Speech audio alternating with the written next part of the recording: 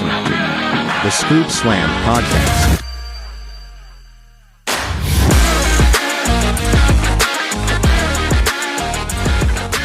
Hello, everybody, and welcome back to the Scoop Slam Podcast. We are back once again, another week in wrestling to break down and review. We got some Dynamite, a big segment on SmackDown. The rest of SmackDown, not important. Raw, Champ Contender Cut, and we're on the cusp of Elimination Chamber this weekend, so we got some predictions to round it up. As always, on the other end of the call, the co-host, the historian, all the names you can think of, that's him. It's Ryan. Yo, Micah, just enjoying the ride, the road to WrestleMania, and ready to scoop it and slam it. Got a lot to talk about this week, Micah. Not many matches. Enjoying the ride the Rock is taking you on? The final boss is taking you on? Well, of course, I'm riding shotgun with Mm. him. A very interesting week for takes this past weekend in terms of the Rock and his Diddy rituals that he's trying to perform on Cody. All right, now. Too bad we retired take of the week, because we got some we got a lot of competition there for takes of the week. Well, it'll be there in spirit for the Tony Storm segment. Oh, okay. All right. Well, I know you got a Champ Contender Cut for me. I'm lacking this weekend. I didn't bring one. So, Ryan, what you got? Yeah, Micah, I got favorite WWE gimmick matches. Champ Contender Cut, Elimination Chamber, TLC, or Royal Rumble. What you got? I expected Hell in a Cell here, honestly. No. Chamber, because, we're in Chamber season. I figure it was relevant. So, I think Champ, without a doubt, has to be the Rumble. Just because it's very fun. Like, even if somebody hasn't watched wrestling for like 10 years, you can turn on the Rumble. They'll be invested just to see who comes out. It's a very, viewer-friendly show because you don't really have to know anything about it. Somebody comes in, somebody gets thrown over, and as long as both feet touch, then that's all you need to know. And they keep it fresh, though, with new entrants every 2 minutes or 90 seconds. So you can never get bored in the Rumble. There's always something going on.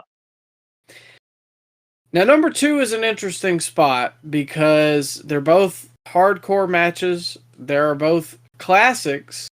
Obviously, the TLC, Edge, Christian, the Hardys, the Dudleys. Which is probably one of my favorite matches of all time. But you've also got some classics in the Chamber. When Shawn won in 2002. Jericho retaining. I want to say that was 2010. But remember, Shawn screwed Taker.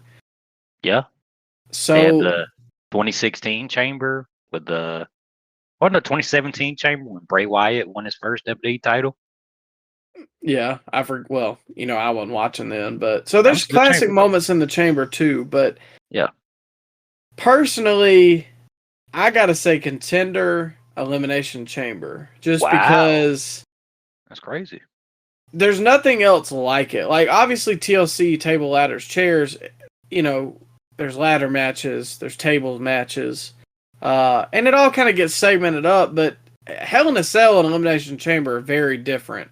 And that's probably the closest comparison you can make to it. But it's like a Hell in a Cell Royal Rumble hybrid.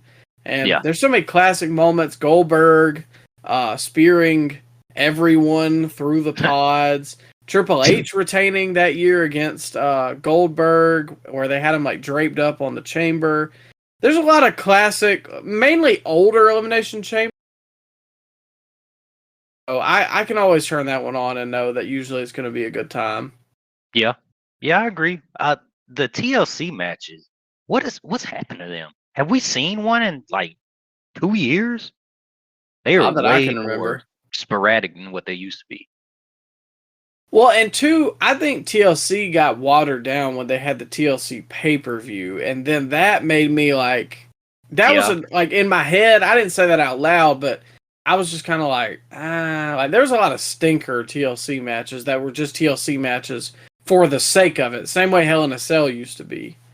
Yeah, I think TLC works best when you got at least one high flyer in. And Yeah. sometimes they had, I don't know, they had like guys like Kevin Nash in it versus Triple H. Was that a TLC match? I think it was a TLC match. Well, I know they had a Hell in a Cell too. Well, no, I'm talking about when Kevin Nash came back in 2011 with the cell phone situation when he texted himself. Oh I'm yeah, and pretty Punk sure. said LOL thought he was dead. Yeah, I'm pretty sure they had like a ladder match or a TLC match. So yeah, it's just sometimes, man, the TLC matches didn't need to be TLC matches because you had to do it because of the pay per view. Which I mean, Chamber did have a pay per view. It still has a pay per view, but there was always stakes to it. It always needed to happen before WrestleMania because you needed the number one contender for the other brand's title. So it always needed to happen. There's been a lot of TLC matches that didn't need to happen over the years. Yeah. And I don't know.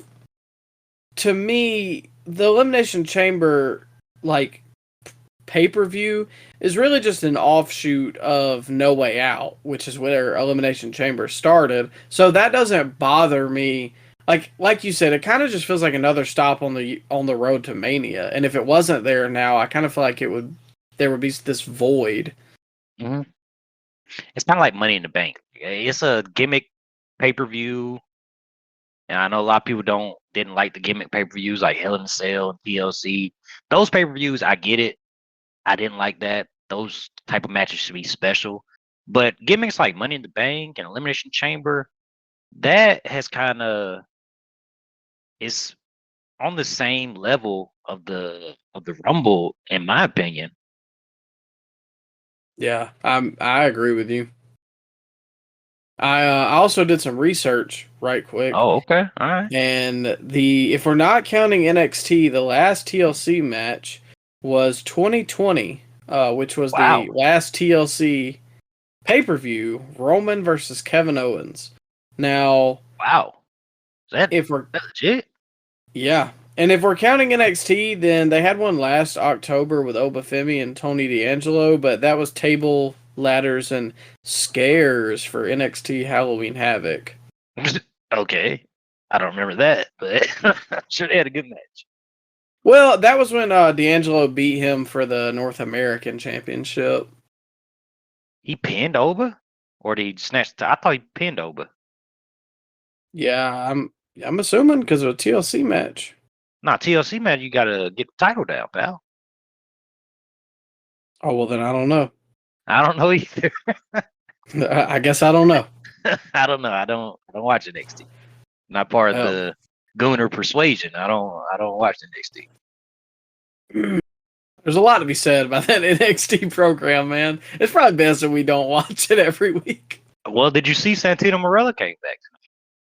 I saw the Hardys came back tonight. They did. They got a new T-shirt too.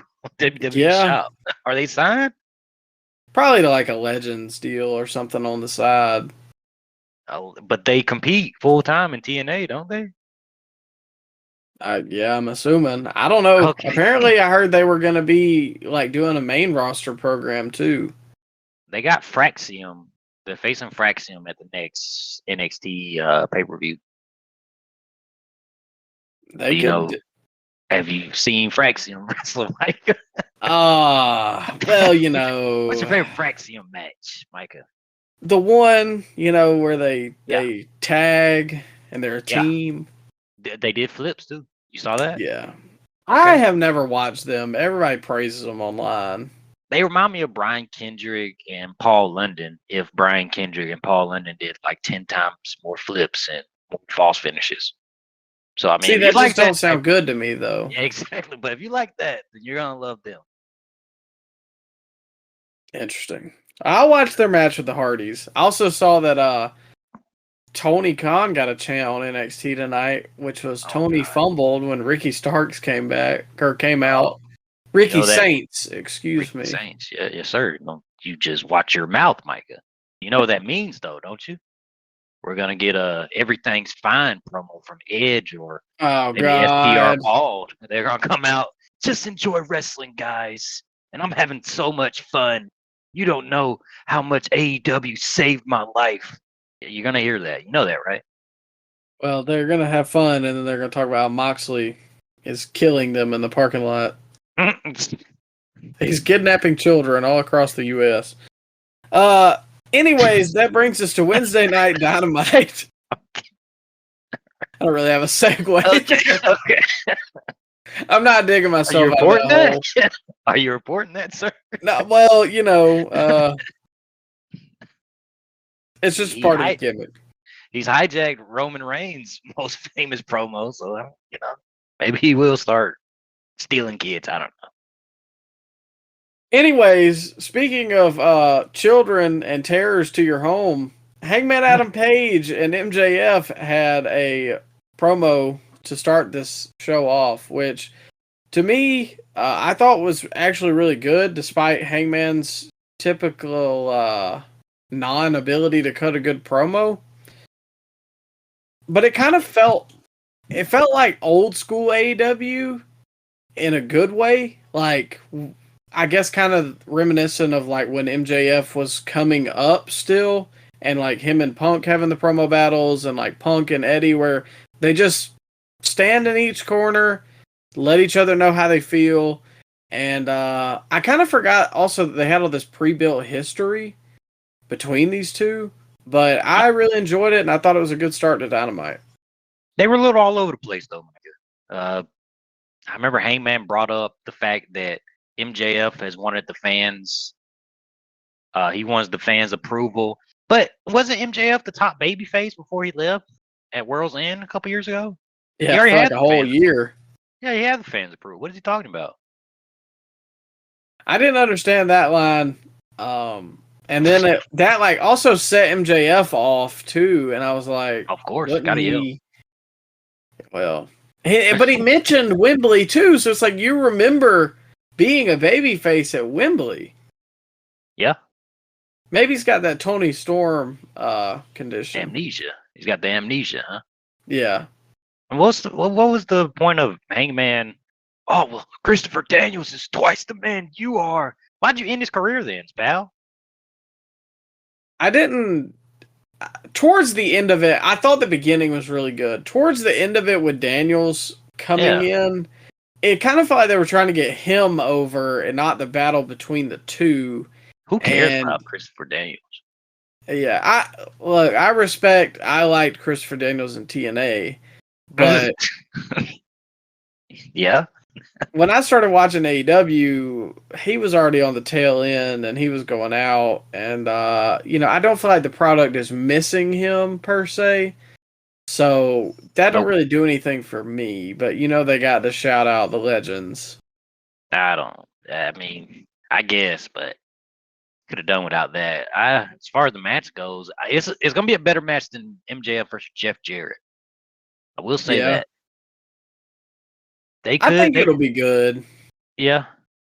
Are you feeling the current Hangman Page gimmick? Are you feeling that the main character Hangman Page? I liked him better when he was a heel. I know the basement. Well, he was getting cheered. What were you saying about the basement?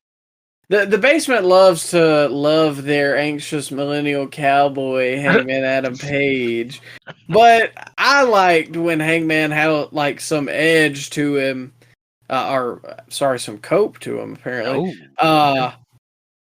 And like the whole swerve thing, aside from going way too far in the matches, I thought the character that Hangman was doing during that time, the character work, was a lot better than some of the stuff he had been doing. So I would have ran more with heel Hangman, but I don't know how much that audience is truly going to boo him. No, they cheer everybody, man. Even MJF, they like to boo MJF. So yeah, they like to be in on the act, and they love to cheer their heels and cheer the faces. They cheer everything, and they sit quiet for the matches, cheer everything else. Which is funny because that's what the real importance is, man. It's where the best wrestle. Oh, do you think they have adopted the Japanese mindset? Like they Yeah. stick Hey, maybe quietly that's throughout it. matches. Oh, okay. They're just being respectful. It's Oh, it's a okay. culture difference. You wouldn't get it. So you're saying they really, really do enjoy the Megan Baines, Chris Statlander matches. They just Yeah, respectfully watch it. that's their favorite. Okay. All right. Anyways, I thought it was a good start to Dynamite. Yeah, it was okay. From here, we go a little down in terms of Oh, what we want to talk about, and I don't just mean in height. Timeless Tony Storm has returned to Dynamite to celebrate that she has won another AEW Women's World Championship. And I heard you were a giant fan of this, Ryan. oh boy. I'm gonna take a lot of heat for this, Micah, but I don't. This being the best gimmick in wrestling, I don't see it. I don't know what people see in this, but we got a lot of people online that say this is the best angle. But man, so the best angle is just double entendres and 1930s accent. Is that what the best angle entails, Micah? Are you interested in the timeless Tony Storm Mariah May situation at this point? I feel like it's 8 months past its shelf life.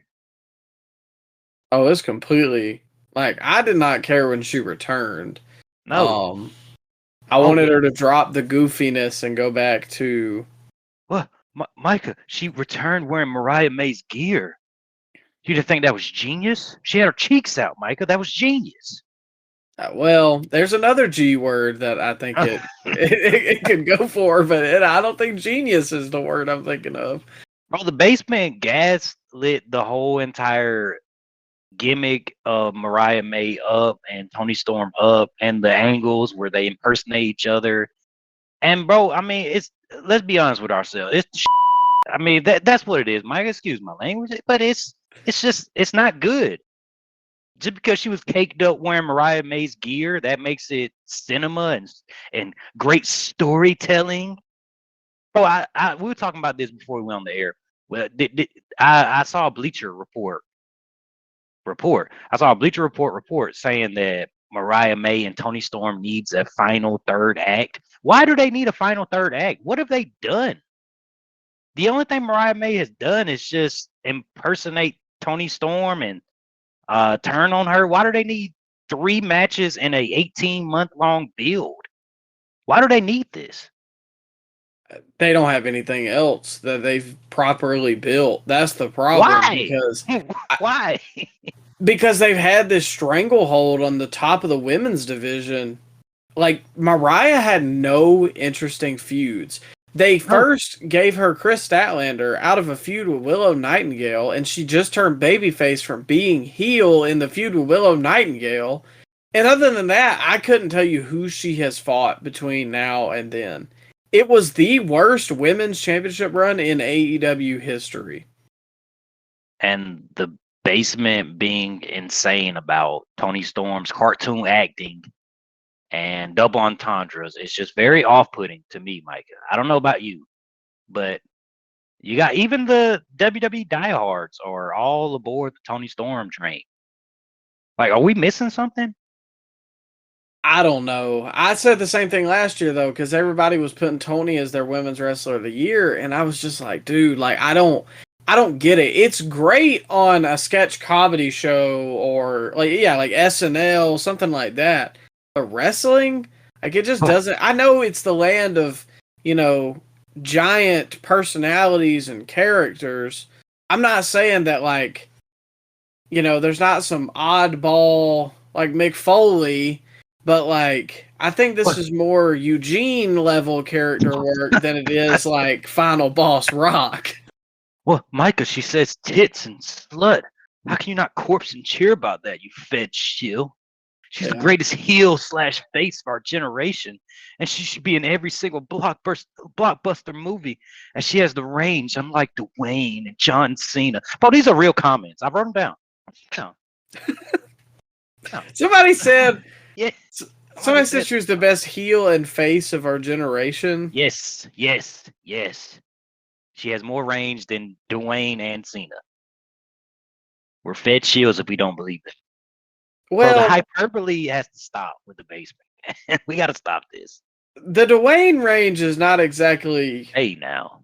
Come on. Look, I Be like nice. The Rock. We're gonna talk about The Rock in a little bit, but I'm not saying that his movies are like He's had some A-tier good ones. character development films. Hey, now, did you not see the game plan? You like the game plan. He has some range in that movie. I like Scorpion King. There you go. Scorpion King, Fast Five. Fast Five was good. Fast Five? No. Yeah. You like Fast Five? No. Classic. You didn't You like The Rock in a jungle and a tan t-shirt? 1, 2, 3, 4, and 5? Which one was that? That's what I'm saying. There were so many. You have no idea. Yeah.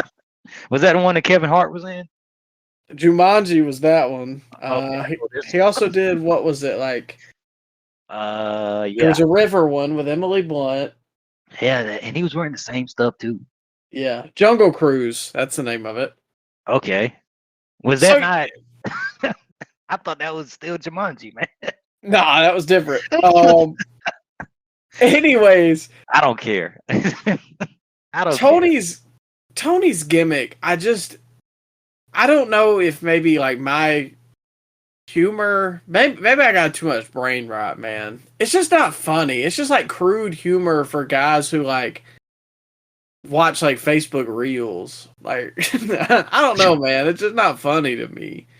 Do grown adult men in the age of the internet, Micah, where they can get any type of, naughty material they want to at their fingertips, do they really get excited about a lady stripping down to her underwear and saying tits a bunch of times? Is that really what constitutes a great gimmick in 2025?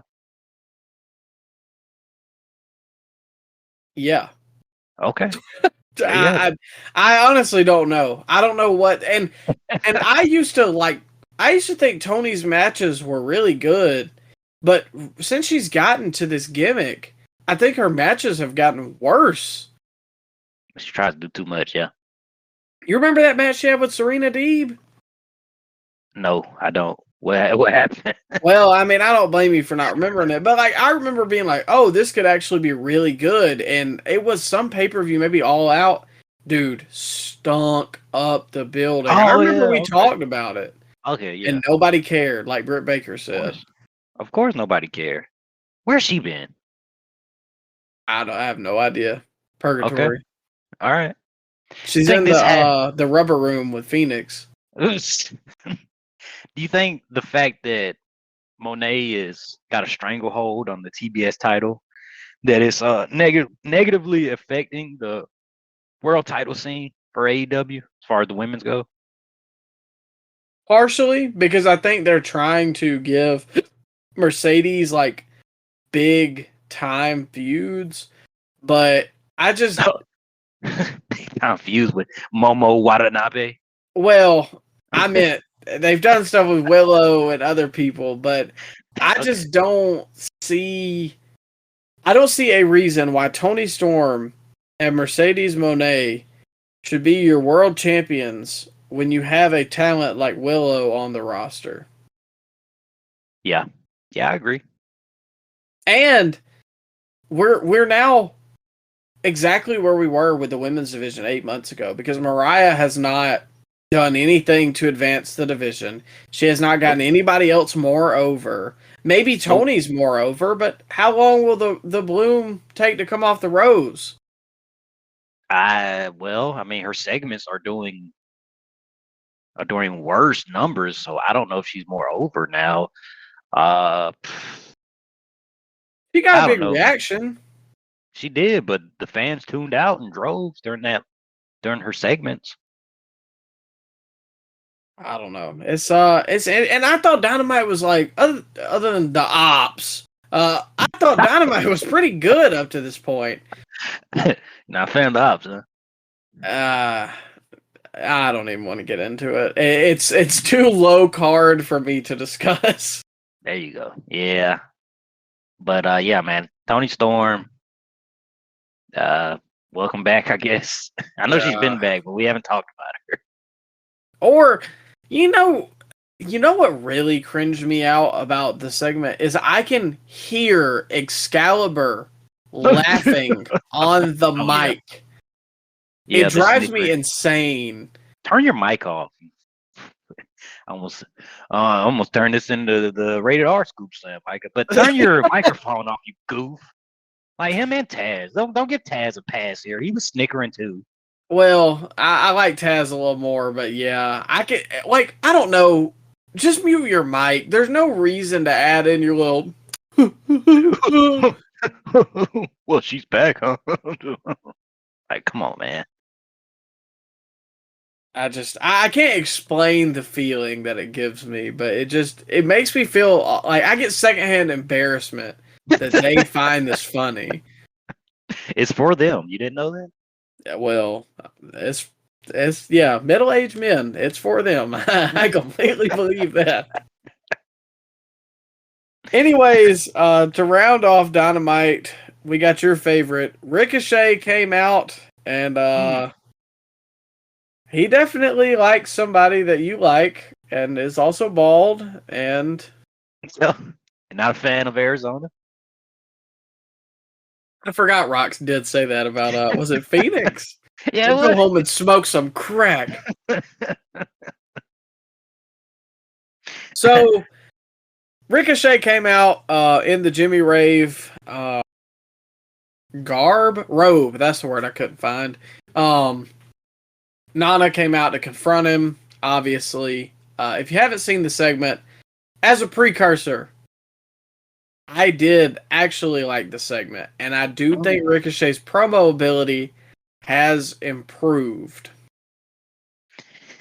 But yeah, I say all that to say this: he's got to lay off of the things that he is relying on too much. The babies and the ha-has and it gets to a point where he says the same thing so many times as it doesn't feel natural, and then I start not believing him or realizing that, oh, this is a character. Where was the heat in this segment?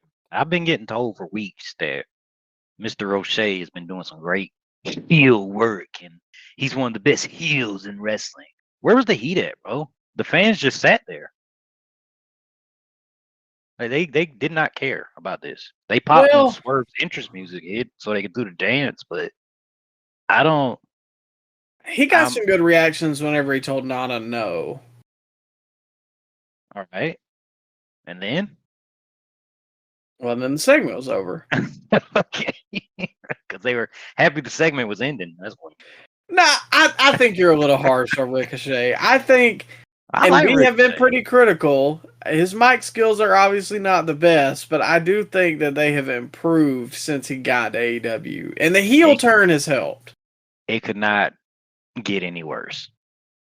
Well, but I've been told that he was doing some great work, Micah. So I was just expecting, 1998 heel Rock out there, and I got.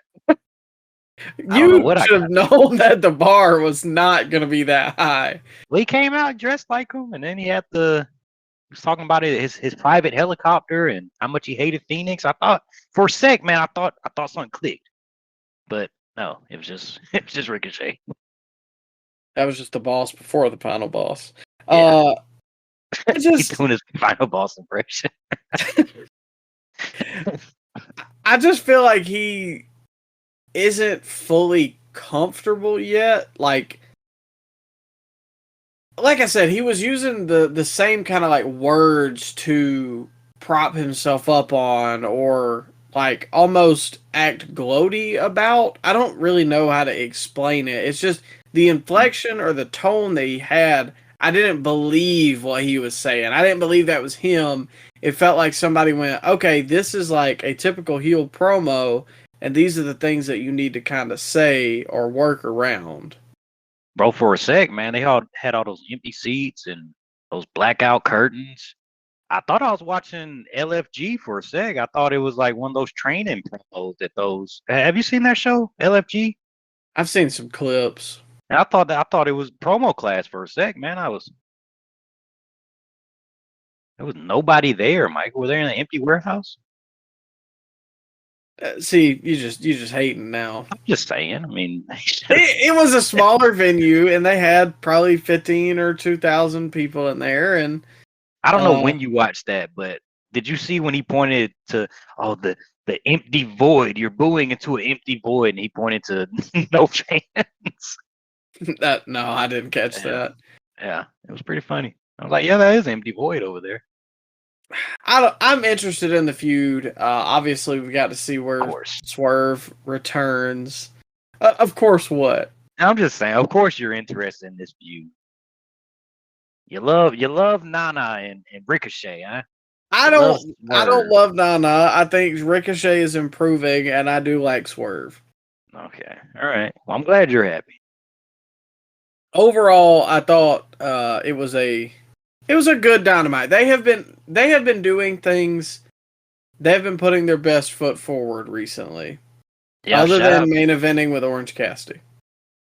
Oh man, I tuned out before then. But hey, shout out Big Bill. I thought him and Hobbs had a good street fight. I know we don't have many matches to talk about this week, but if you're gonna watch any match, tune in for that one. That was a good one. Yeah, it's always nice to see two hosses fighting. Like there really wasn't any like technical skill. It was just two roided out dudes just beating the piss out of each other, and that's all wrestling has to be sometimes. You took the words right out of my mouth, and then but of course the AEW fans has to chant about meat all through the match. But okay, Hobbs was starting that. He started the meat chants. Yeah, you didn't see that when he was hitting Big Bill with the AOs, which I really don't know what it was called, but Big Bill was draped over the ring. Yeah. I don't know what he was giving him. Yeah, he was break back. He was giving him back shots of doom from about 20 feet away. So anyways, he turned around and then goes, meat. And I was like, bro, this is what somebody would walk in on when you're watching wrestling. Like this exact 5-second clip. Oh man. Okay, all right. Did anything else happen on Dynamite? No, nothing of note. There was, all right. I think Omega came out at the end to help Cassidy, but all right. Yeah, we're not. Yeah. Anyways, the talking point of the week and weekend, and your favorite. This past Friday night on SmackDown, the final boss returned on like a 1-day notice just to mix everything up for WrestleMania. And you know what, Ryan? Yeah. Just for you, just for The Rock, I'll let you break down this segment. Well, the final boss comes out. Well, no, let me paint the picture first. SmackDown starts out, they show all the backstage. They show all the people entering the arena from backstage, and then you get to Cody. Camera zooms in on Cody, and then all of a sudden, Nick Aldis says, "Hey, you're not gonna be competing in a 6-man tag match tonight. You've been summoned by the final boss." And so the crowd gives him a ooh, because we know things about to kick off with the final bosses in town, like. And then later on in the show, the final boss comes out. That was a main event segment, wasn't it? I don't remember because I was watching it at the tail. I was leaving work, so yeah, probably because it's about 9:30. So I think they cut women's match, which I had no problem with. But final boss comes out. About 30 minutes left in the show. Great reaction. I thought they switched his theme music up for a sec, which I was very disappointed. But it flipped back to the final boss theme, so everything was good. Rock comes out, says how much he loves the WWE, how much he gets goosebumps about being there in front of the live audience. Micah tells the people of New Orleans, the fine people of New Orleans, Micah, that they will be getting WrestleMania 42. And we might be there next year, but we'll see. Fans cheer for that. And then Rock gets into final boss mode, tells them that he hung out with the owner of TKO and the owner of WWE, Arya Manuel. Said that he was telling Arya Manuel how much he loves him and how much that. Well, I think he said something about he was the most powerful. Rock said that he was the most powerful man in TKO, and started turning heel in the crowd a little bit, Micah. Talking about how he was going to slap the syphilis off of people's faces. And then he summons Cody. Cody comes out dressed in the nines. And then, did you want me to just break down this whole segment, Micah? Is that what you want me to do? I mean, go ahead. I'm just here to give my thoughts because I'm sure that's Okay. going to be All right. the. All right. Okay. Rock comes out. Maybe, a lot of people say he rambled on a little bit. Me personally, I'm entertained by The Rock just reading a menu at a Chinese restaurant. I'll be thoroughly entertained. So, the rambling doesn't bother me with the final boss. Maybe he was sipping a little too much Terramana backstage area, but it doesn't matter. Final boss came out.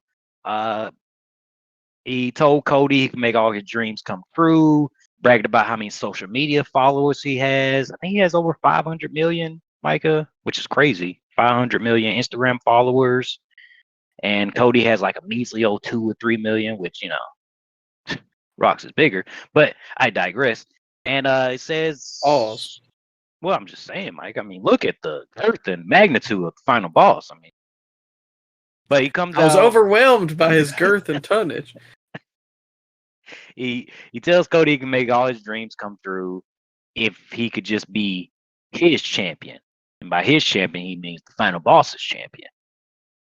Cody looks there, confused for a sec, which a lot of the fake outrage online, I'm sure those people were looking confused as well. When it was clear as day, Rock wanted Cody to be his champion. He wanted Cody to do his bidding because he doesn't want what happened last year to ever happen again, which Cody embarrassed the final boss last year, took his main event title opportunity from him last year, and he doesn't want that to happen again. So he wants Cody Rhodes underneath his thumb, Micah.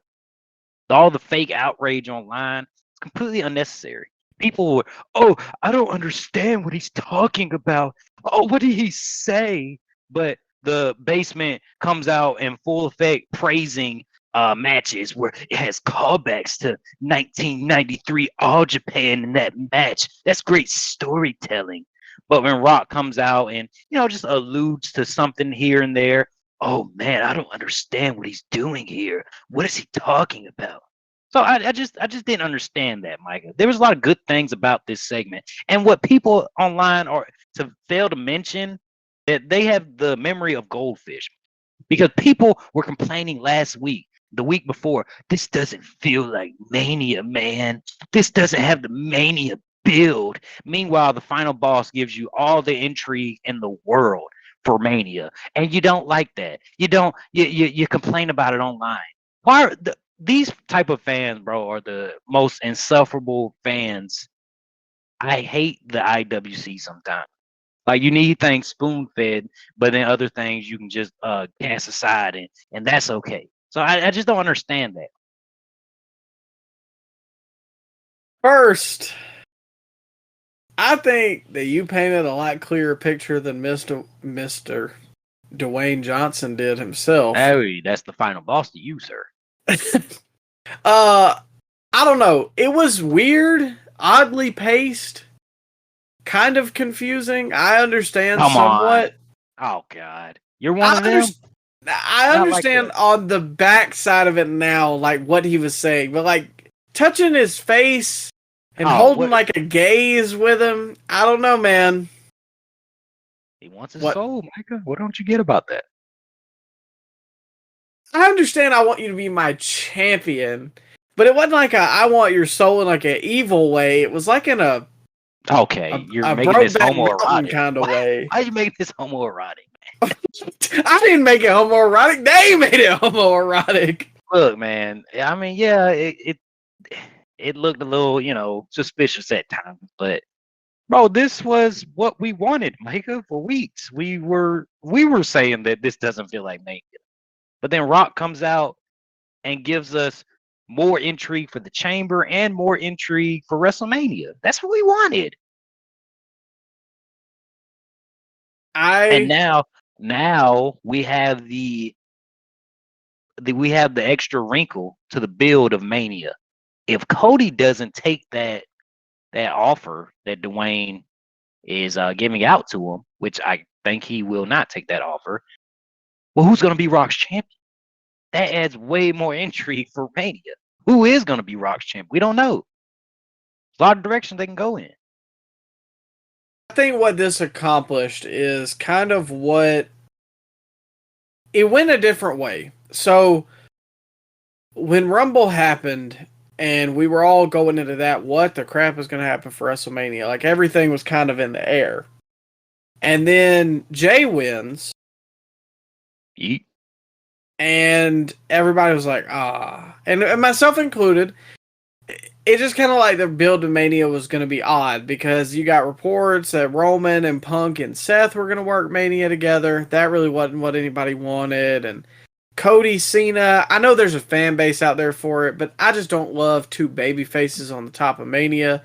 And then we wanted Rock and Roman and we weren't getting that. So it kind of felt lackluster for the past couple weeks.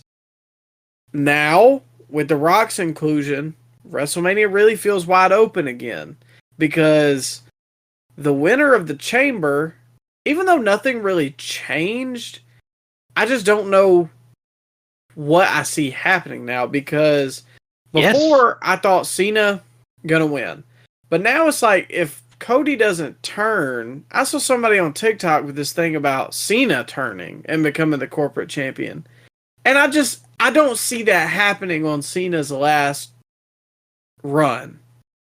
It'd be great though. It would. I mean, it would be like I would be the most interested in John Cena that I have been probably since a kid, but I just don't see that happening.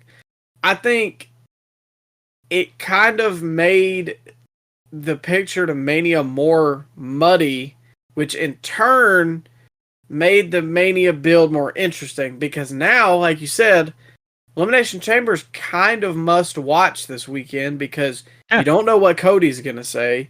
You don't know who's going to win the men's chamber. And that really, the men's chamber, then all the dominoes start to fall in terms of who goes where doing what at WrestleMania. But the basement, Micah, with the bad faith argument gets me saying Rock didn't make sense. Rock made it crystal clear in the promo that he's only Cody's friend as long as Cody is willing to be his sellout, his B word, man. Oh no, come on. I don't understand why the Harvard scholars in the basement needed it spelled out for him. I just think it was a bad faith that people were so confused online. I think he rambled a little too much, and I do think Rock, and it doesn't help he does the press conference too after the fact, but Rock plays this weird and I don't even think it's necessarily creative genius. It's this weird hey, I run the company and look at all these great things we're doing, and then I'm also this evil character on this TV show. Okay, I get what you're saying, but the wide variety of Rock's audience, the 500 million Instagram followers, and the I don't know how many followers he has on X or Twitter, but I'm sure it's a lot. The majority of those people don't watch professional wrestling, Micah. He's trying to explain it to them in commoners terms, I mean, yeah, I get that. Okay, for instance, he tweeted this today. Thanks for watching the show. We got some disruptive moves coming up, so tune in. Love playing this audacious, unpredictable character known as the final boss. I just hate that.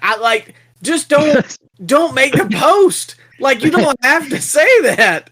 But casual fans or fans that's never seen the product, they are fans of Dwayne Johnson. They're gonna, he's playing a cool final boss character. I'm gonna tune in for that. But he could have said, thanks for watching the show. We got some disruptive moves coming up, so tune in.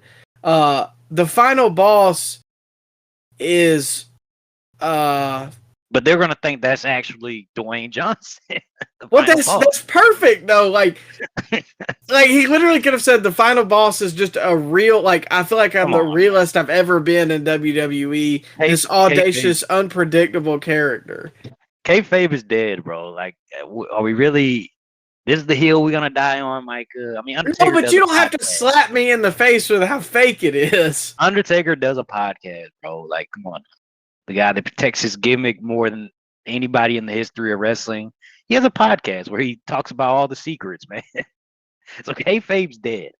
I don't think Rock going on social media telling the majority of his fans that he's playing a final boss character is gonna negate my enjoyment of the actual final boss. I'm not even saying it's necessarily negating my enjoyment. I just think that he should have been a little clearer in his message. Okay. And he needs to set lines for what is like the I don't know, man. He's got to define where the good and bad is, because he comes on a Raw on Netflix and he's like happy-go-lucky and he's thankful that Cody's here and he's wow, what a huge night for WWE. And then like last year he was like beating up Cody and talking about Mama Rhodes. Also, the picture he showed of both of their moms together very obviously had a WrestleMania 40 logo in the background. Well, they buried the hatchet around that time. Remember they came out the Raw at the WrestleMania? And he said, "Don't break my heart ever again." So I assume he was planting the seeds right there. You can explain that in kayfabe. They became friends right after the WrestleMania main event. You can explain that. And he was just pretending to be his friend so Cody would sell his soul at next WrestleMania. That's a pretty good explanation, is it not? I needed to see more chips fall, but I personally, like Friday night, I was not a fan of this promo, and I thought that he absolutely said nothing. Oh God! Looking back at some of the clips, I get what he was going for. I just don't know that it was a rare mis-execution from The Rock. I disagree. I think this was one of his better promos. Better promo? Yeah, I thought it was one of his better promos. And I think he added way more intrigue to the build of WrestleMania and to Elimination Chamber.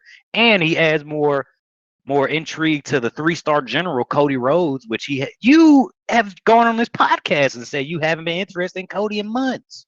I haven't. And then okay, well, you're intrigued now, huh? I'm more intrigued to see who is facing Cody than Cody himself, because I've already got my headcanon about Punk being the corporate champion, because I want that to be the thing that happens, but I just don't think that's where this is going to end up. Well, I don't know. It's still early. So okay, if Cody refuses to become The Rock's champion, does The Rock insert himself to the chamber? Or does The Rock go searching for a new champion? What do you think? Nah, I don't want Rock versus Cody. I like The Rock. Oh man, what? You don't want that? No, not at this point. I would rather see Punk than Rock. That's why I was aggravated Friday night. Oh, you are bugging. You rather see Punk over Dwayne Johnson, the final boss? Yes. I don't know about that, man. I don't know about that. Rock and Cody Rhodes would do mega business. And it would have crossover appeal. CM Punk and Cody Rhodes does not have crossover appeal. It would do business, but it's just so late in the game to do that now. They got 8 weeks. What do you mean? I know, but you've already built up the chamber as like this thing that's going to happen. Final boss, because it insert himself. Could he not? He's the final boss. He went on record and saying in that promo, he is the most powerful man in the WWE. He said that. That's planting the seeds right there. If I've ever seen anybody plant seeds before, that's the seed right there, Micah. He did it. That's why I think he should get a corporate champion like one Mr. Phil Brooks. So you don't want Rock and Cody at all at this Mania? Do you want to ever see it? Yeah, I think maybe next year.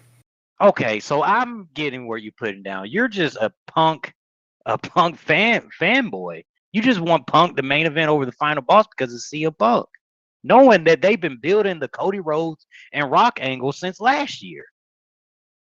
They've also been building the Punk Cody angle since last year. They had like 2 interactions. He was hurt most of the year, and Cody's been on SmackDown. But they just had the promo before Royal Rumble as well. But that's okay. But that's still what, 3 months of build, 4 months of build. Meanwhile, Cody and Rock been building since WrestleMania last year, when Cody slapped Rock. Or no, I think Rock slapped Cody. Rock slapped Cody in that press event they had before Mania. I think it was in Vegas. It was. Okay, well, how is that not more of a build than Punk and Cody?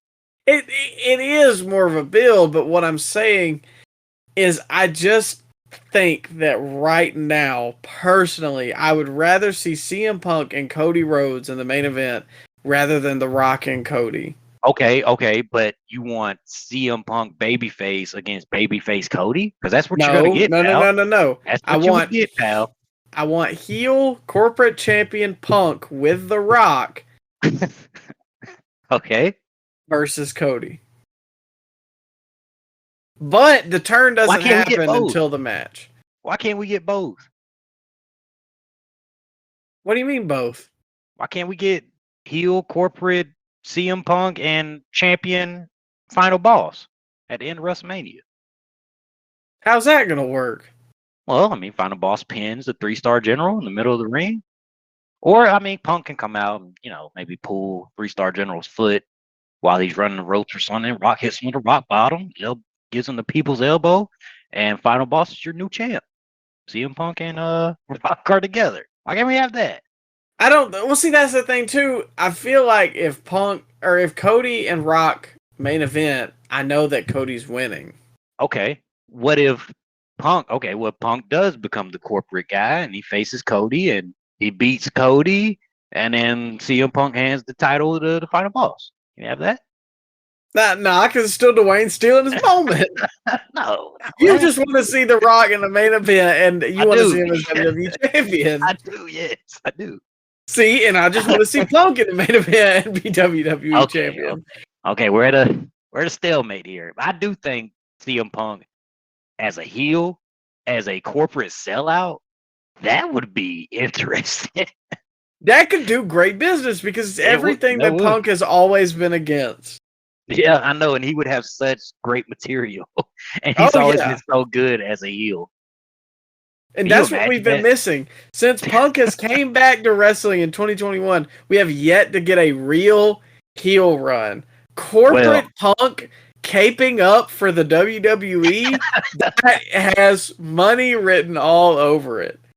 Well, I mean, depending on what subsection of fans you're talking to, Punk has been heel since 2022. Well, yeah, I guess you got that point as well. I don't know. And I told you Friday night that I'm willing to eat crow over whatever they do. And if it turns out great, then we'll see. I just don't know that I don't think the journey has started off great with whatever they do with The Rock. No, it will, because I remember the same people outraged that The Rock came out and was, quote unquote, given Cody Rhodes' main event WrestleMania spot. And then they turned everything around and had one of the greatest builds of all time for WrestleMania. So I have no doubt in my mind that this is going to be a special build and a special outcome at the end of WrestleMania. I do agree with you there. They turned what everybody thought was going to be a bad situation into probably one of the best WrestleManias probably since like 30. Like, it was a great WrestleMania. So we'll see. Triple H typically does good with the big shows unless it's SummerSlam. For some reason, that one's always snake bitten. Yeah. But that brings us to Monday Night Raw, which not a show you got to really go out of your way to see, but we got two things. First, to start the show off, the aforementioned Phil Brooks, CM Punk, and Logan Paul had an exchange to start Raw off. I thought this was really good, and I pray to God that they're not thinking Logan Paul versus CM Punk at WrestleMania. I think this is just a tease to make people think that. But obviously, two big stars. Logan's got the crossover appeal that you talk about. Not to mention, you put him in there with one of the best promo guys in history. And I don't think Logan looks lost in there with Punk, even though you could definitely tell some of the lines that Punk were saying was not maybe what Logan was expecting. Yeah, I thought it was a good exchange all around, man. But this online backlash from Logan Paul, man, this is, I don't know. It's weird because you got a lot of people online pretending to be turned off by the product, but I mean, the fact that they're talking about it, that shows that it's not true, that they're not turned off by that. And when you really look at Micah, wrestling, I mean, it relies on emotions. And when you like someone for real, that's money. When you dislike someone for real, that's money too. So I don't co-sign the fact that Logan Paul is a heel that has go away heat. I think he is a heel that we really need in 2025, a guy that you actually do not like. That's what wrestling has always been about. Yeah, I think a lot of people are confusing that. I don't really know what all the recent drum up of the Logan Paul hatred is caused from. I mean, I thought we've always hated him. As I long mean, as long as he's not a liability to the company, I mean, I don't see any problem with Logan Paul being one of the top heels in the business. no, I really don't. He can go in the ring. He can talk. Just yeah, because you don't like his social media stances or the people he supports, I mean, you know, he's so does he cause people to have emotion when they're live paying their ticket, booing them? Yeah, he does. So I mean, no harm, no foul, in my opinion. Keep him out there. look, man, the way that I've always seen anything like this is a lot of people get bent, like Republican, Democrat. They're like, I'm not watching this because so and so is in this movie and they supported this person or this ideology or whatever. Look, man, they're characters on a TV playing a character. I don't really Yeah. care about their real life persona unless they touch kids or are just a rapist or a murderer. Past that, everybody has their things that they're yes, is Logan Paul a douchebag? 100%. Is he a Trump supporter? Well, I really don't know if he is or not. But if he is, yeah, okay. I get it. I understand why people hate the guy, but there's a lot of wrestlers that are also douchebags and are also Trump supporters or Democrats or like this person or are this way to their fans. That doesn't matter to me. If the character you're playing on TV is a heel and he does heel things, then I'm gonna boo you. If you're a good guy, Yeah. I'm gonna cheer you. If I connect with your character, that's what matters. So Yeah. why are people acting like Logan Paul is the devil all of a sudden? It makes no sense. He's always been this way. We've always hated Logan Paul. And I think Kenny Omega, man, he kind of riled up the basement a couple weeks ago, talking about how Logan has fooled people into thinking he's a good wrestler and that he can't go night by night in the Tokyo Dome having banger matches. He actually said that too, Mike. I don't know if you've seen that. I did. I think we talked about it last week or the week before. But anyway, yeah, he's riled up a lot of people in the basement, saying that he's not good because he has to practice his matches. Bro, 90% of the women practice their matches. Half the men practice their matches. Who cares? Yeah. It's fake outrage from a fan base who Virtue signaling. that and they deem success by how well you can draw in Japan. And I mean, we all know that Logan Paul is not doing anything in Japan. Well, so why okay. is that the connection that they're trying to make? He can't hang around in Japan, huh? So some would say, not me, but yeah. Lastly, that brings me to a segment that I did not think that I would be watching this week, but you implored me to watch, which was Gunther versus Akira Tozawa. Yeah, It's an interesting piece of business right here. it was, man.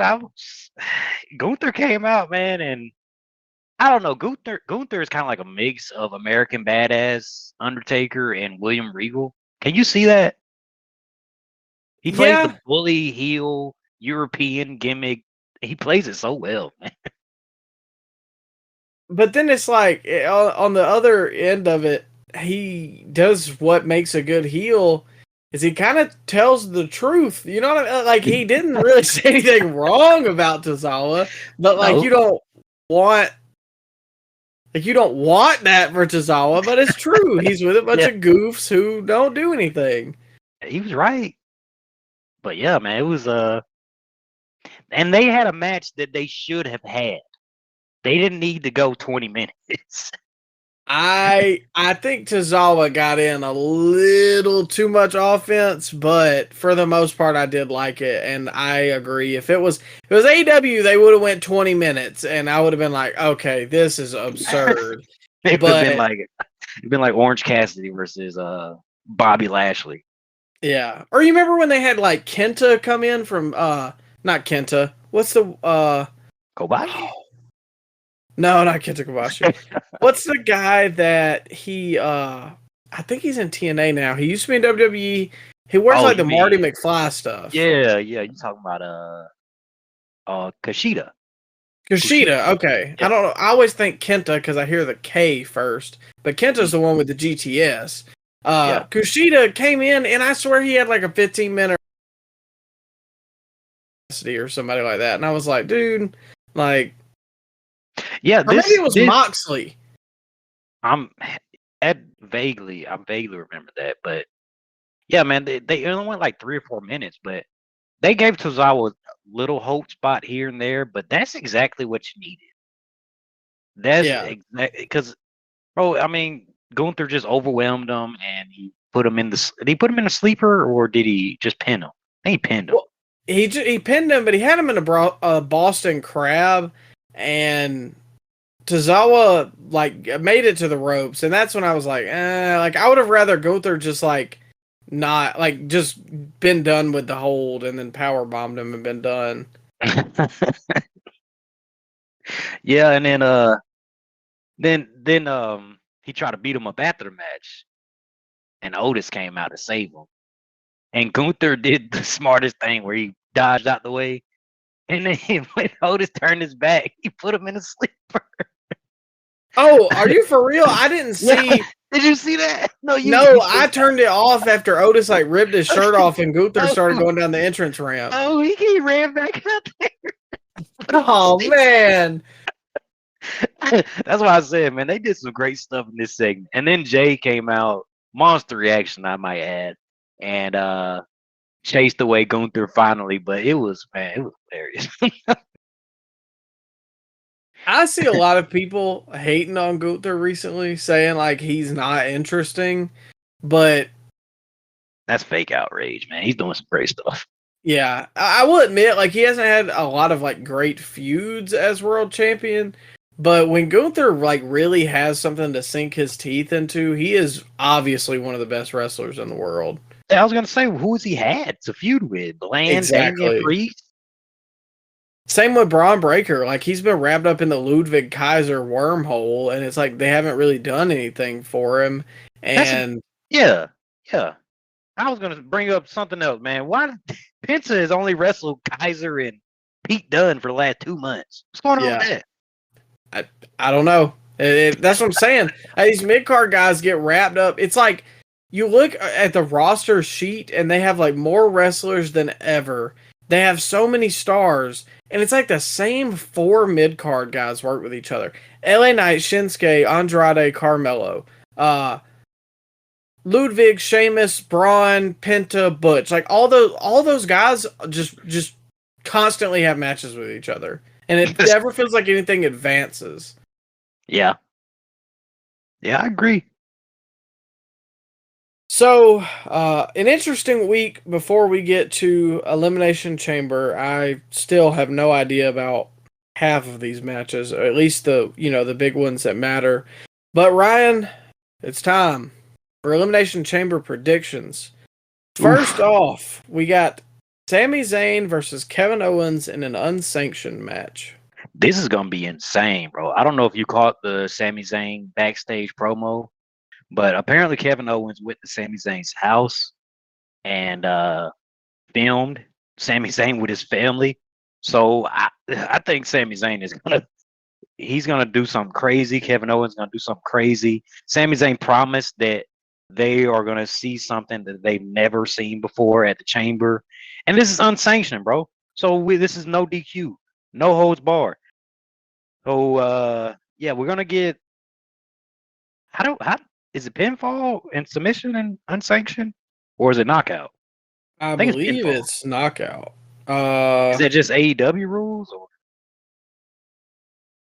It it might be? says, let's see. In addition to the match not having any rules and the objective being achieving a pinfall or submission Okay, anywhere. there you Yeah.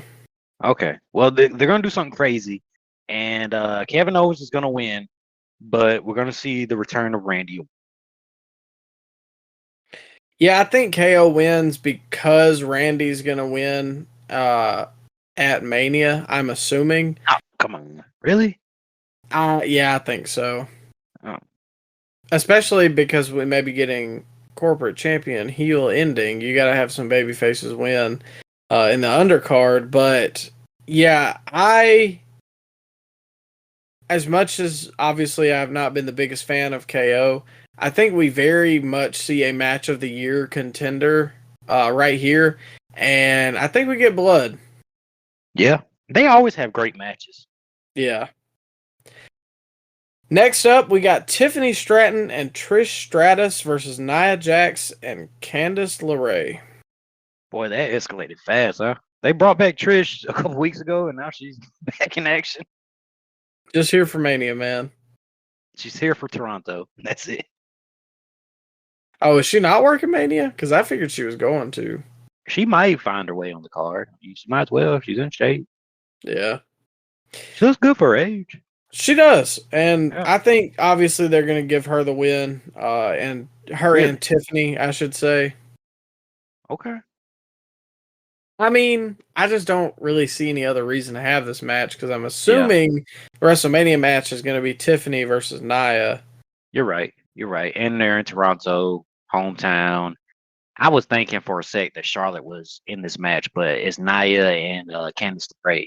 So yeah, Yeah. they'll be good. Yeah. So, do you think? I'm not gonna lie, I have not been tuned in to SmackDown as much. Has Charlotte officially declared? Yeah. Yeah. She Tiffany got beat up, I think, by Nia. And then Charlotte came out, sat down in a chair, and then said, "The Queen chooses you." And then the fans reacted, and now it's official: Charlotte versus Tiffany. That's Which I probably hope for the Charlotte wins. best. I hope Charlotte wins. Really? Yeah, I do. Hope Charlotte wins. God. Then for the Elimination Chamber match for the women's, we got Liv Morgan versus Bianca Belair versus Alexa Bliss versus Bayley versus Naomi versus Roxanne Perez. You know, I know you don't want to hear this, Mike, but I think that the fact that they have Io Sky versus Rhea Ripley match the Monday after the Chamber, I think we get a Liv Morgan win in the Chamber, and then Liv. Oh no. No, I think Liv wins the Chamber. I think she costs Io and Rhea the match. Like Raquel and her both attack Rhea and Io, and then we get a triple threat match of Liv, Io, and Rhea for Mania. I think that's what we get. Okay, I'm going in a different direction. Okay. I think Bianca wins. All right. And call that hopeful or wishful thinking. And that leads us into the next little bit. Jade returns tells Naomi, or exposes Naomi for attacking Jade, which then in turn Bianca has to pick a side, and then Bianca turns heel finally. We get Rhea versus Bianca heel Bianca, babyface Rhea. And then in turn, you can also down the road do Rhea and Jade versus Bianca and Naomi for the tag titles. And I think, well, no, never mind. They lost it on Raw. So, but still, that would be a marquee women's tag team match. It would be. I don't think Rhea and Bianca have had any interactions together. So I just don't see that happening. But I could be wrong. I wouldn't hate that. That'd be probably the greatest women's match of the time that did happen at WrestleMania. Yeah. And that's why I think they finally need to strike with that. I know they've waited. Triple H loves to wait and wait some more, but I really think it's time. It's there's a couple directions they can go, but we'll see. We'll see. I'm going with Liv. And the Elimination Chamber match for the match against Cody Rhodes for the WWE Championship at WrestleMania 41. John Cena versus CM Punk versus Drew McIntyre versus Logan Paul versus Damian Priest versus Seth Rollins. Okay, well, let me back this up a little bit. Do you think Cody takes Rock's proposal and becomes the Scorpion? Okay, so the Scorpion King. The Scorpion King. So, okay, Cody refuses. Then that changes the dynamic of the chamber match, does it not? 100%. Okay. I don't think you can have Cena come back out of nowhere and just win an elimination chamber match. So I'm going with Punk here. I think maybe Logan Paul eliminates John Cena, and that's the feud going into WrestleMania. But yeah, I'm going with Punk, man. It's got to be Punk. It has to be. Yeah, that's the only person I feel like makes sense. Cena, I feel like it's too on the nose, which I thought the same thing with Rumble, that it had to be Punk and it wasn't. I've been wrong multiple times with the way they booked CM Punk, but I don't know. This is it. This has to be. Certainly, you would think. Plus, I mean, not to be this way, but from Triple H's standpoint, you can kind of rub it in the face of the competition by putting these two in the main event of WrestleMania. That would be funny, yeah. I mean, I hate to be that guy, but it's probably something I would do. They had them. Yeah, it's because there are a couple directions they can go in here, but as far as the winners, I think the only option that I would be excited for would be, and I like Drew, man, but I don't think Drew versus Cody in the WrestleMania main event is box office like CM Punk and Cody, or the Final Boss versus Cody. But the only two outcomes I would get excited for is CM Punk winning, and if somehow the Final Boss came out and faced the winner of the Chamber match right after the Chamber match, and he beats them and takes their spot, which they have done that before, Mike. I don't know if you remember, but the lead up of WrestleMania 26, I think it was John Cena that won the Chamber match, and then out of nowhere, Vince McMahon said that he owed Batista a favor because Batista helped Vince McMahon beat up Bret Hart, and so he awarded Batista a WWE title match right then and there, and Batista just pinned Cena at the end of the Elimination Chamber. I do remember that, and I also remember Edge beating up Kofi years ago and taking his spot. So I don't know. I just feel like the pieces make more sense because then you can do Logan and Cena, and people Seth. are mad about that. I know people are going to be mad about it, but dude, that's a big match. Oh yeah. Just off sheer eyeballs, when people hear Logan Paul versus John Cena, that reaches two different generations of kids. In Vegas? Come on, man, what are we talking about? So then you do Drew versus Priest, which I'm not a big fan of. That's just the way they've been leaning. Seth, Roman, and the rest of the card kind of fills itself out from there. But that's what makes sense to me. And then if you can do that, that's not a bad card right there. No, I really would not hate that, especially like if we get kind of the final boss. And like I said, the final boss's reach in that main event and a heel Punk. Like, you got maybe a Braun Breaker and AJ Styles on the card too. That could be. It's not a bad Mania card. Yeah, I agree. So we will see, but make sure this weekend, before we let you guys go, this weekend we are going to be live on TikTok for the Elimination Chamber. So if you are not following us on TikTok, make sure you do that. Link is going to be in the bio. We had a huge turnout for the Rumble. A lot of fun. Just a good time in there talking wrestling. So we're going to try and do the same thing for the Chamber. Other than that, make sure you're following us Twitter, Instagram, all that good stuff so you know when we're scooping and slamming next. As always, thank you for listening. Take care of yourself and have a good one.